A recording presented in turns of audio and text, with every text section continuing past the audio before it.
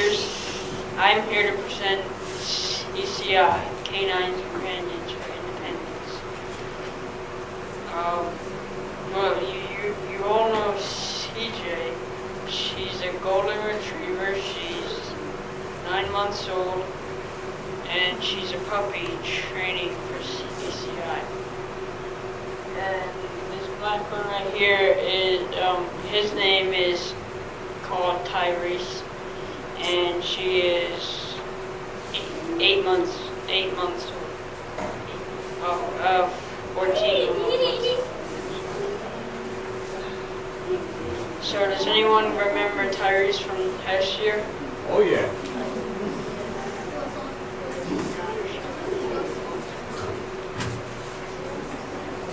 Mrs. Tigrusio has pictures if you want to look at them as Tyrese as a puppy.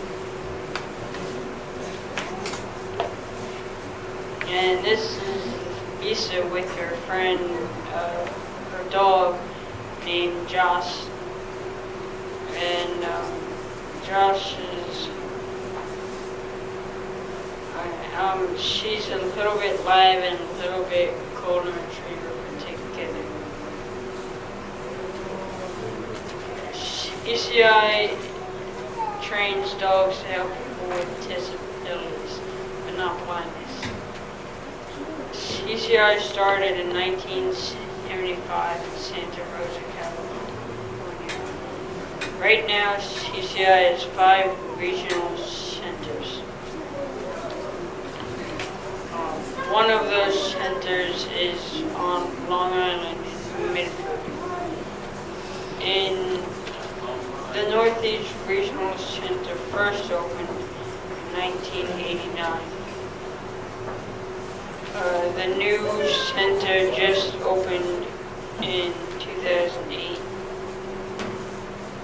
So far, CCI's Northeast Regional Center has 513 team placements, graduate team.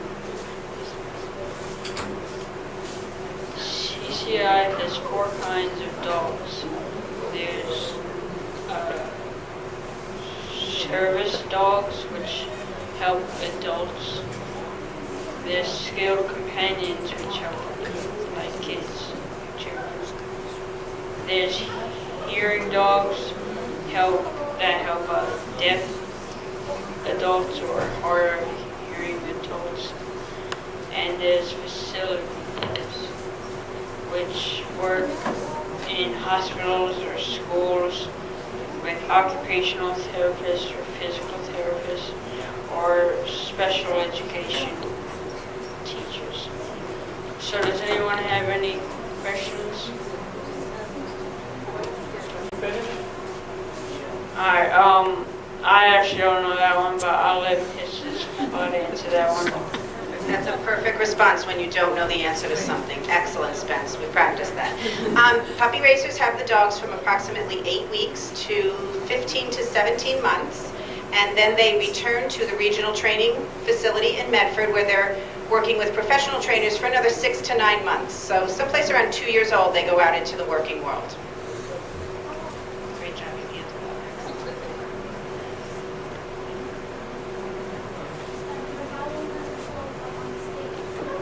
Alright, well, CJ is 9 months old. Josh is a year and a half, 18 months old. And Tyrese is about the same age as Josh, like a year and a half or 18 months.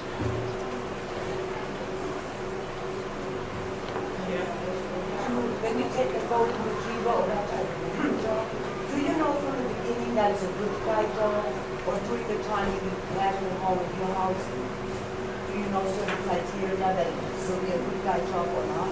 Is there any criteria to say that it's a good guide dog?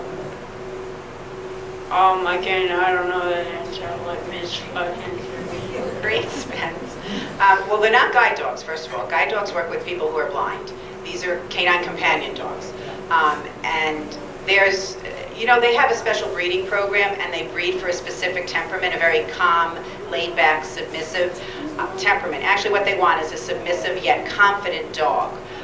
Some of that you can see in a puppy home, but living in a home and then returning to live in a kennel environment for 6 to 9 months, the kennel environment is stressful, so sometimes behaviors show up in the kennel that didn't show up in the puppy raiser home.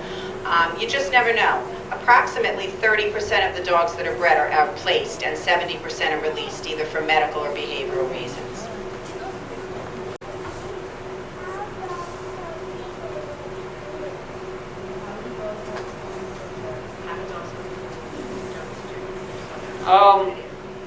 Well, the dogs say if the person in the wheelchair chair drops something on the ground, the dog is trained to go and pick it up and put it in their lap and stuff like that. Oh, and turn lights on and off and stuff. Yes.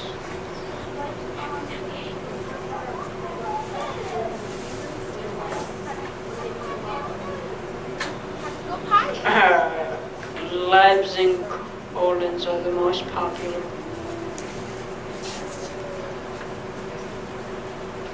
Yes. The dog can get trained up on the wheelchair. Joe? So can dogs what? Sit up on the wheelchair?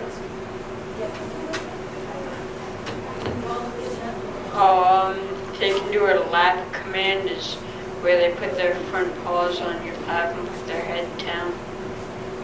So, yeah. Anyone else? Sit down. If you pretend or imagine that this is a wheelchair,